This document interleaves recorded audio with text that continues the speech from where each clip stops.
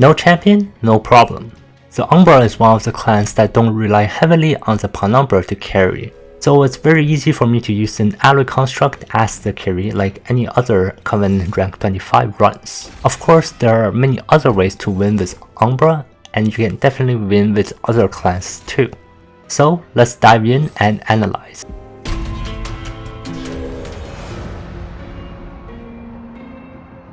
I'm Bob, aka Untitled, and today I have the no champion, no problem expert challenge analysis for you guys. Since every run is different in these expert challenges, I can't go through the details of what cards to take and where, but I can show you a recommendation list of clans, cards, and general strategy you can employ, so you will have a higher chance of winning. This run currently playing is my winning run with this challenge, and I'm showing the highlight moments in this run. Let's analyze the Mutators first. These Mutators are all good except the Fallen Champion, which removes our champion, but that is totally fine and it's a small setback. So we need to find a champion that we don't rely on, so even if they're gone, we're not that sad.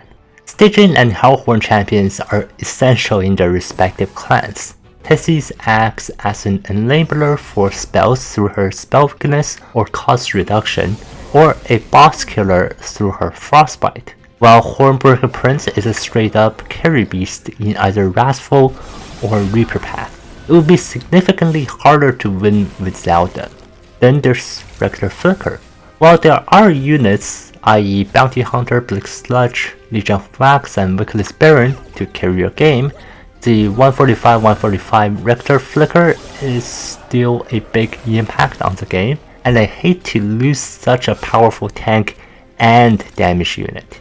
Then finally we have Awoken and Umbra. These guys are replaceable and I'm definitely not sad not having them. While the Stygian is a great tank, the Hollows can fulfill a similar role with either regen or spike builds, or there are simply many other tanks in other clans that can be useful as well. Similarly, with the Penumbra, he doesn't have much of a place in Covenant rank 25. Apart from the Trample Emberdrain deck, he's more used for his archetype paths as a backliner. So if he's gone, we can simply go for a Gorge deck with a lot of morsels, and there are a lot of cards that increase space in Umbra to replace his architect effect. So here is a tier list of what primary clan is best for this challenge.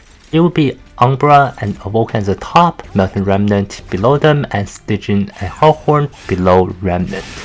The secondary clan should be based on which clan can best take advantage of the other Mutators. Which Mutator is it? Well, the highly reactive Mutator. This Mutator is very good in Umbra because the Eden effect of morsels and the Gorge effects of units both trigger it. If you can get these Gorge units, it's simply great.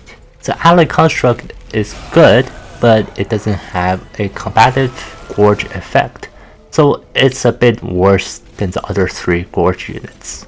Apart from Gorge, these units from other clans on screen right now also benefit from the Trigger Twice Mutator. The most notable ones are the Imps and the Incant triggers. If the Gorge deck is not working, at least there's a backup plan of Incant or Imps.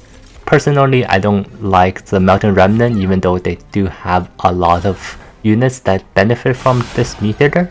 They take too many cards to work, and a lot of these cards are rare or uncommon.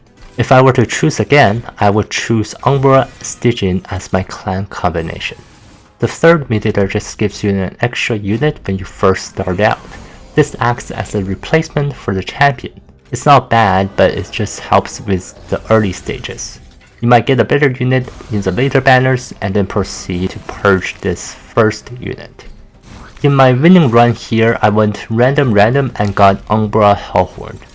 This clan combination is not too bad, and I was able to pick up an alloy construct to stack it a lot. At the end of the run, it had Multi-Strike 2 and an Umbra Stone to make sure no backline units escaped. I also managed to pick up the Light's Gift artifact to make sure that my alloy construct on the top floor won't be taking any damage from the enemies. I was able to kill them but they just couldn't hit back.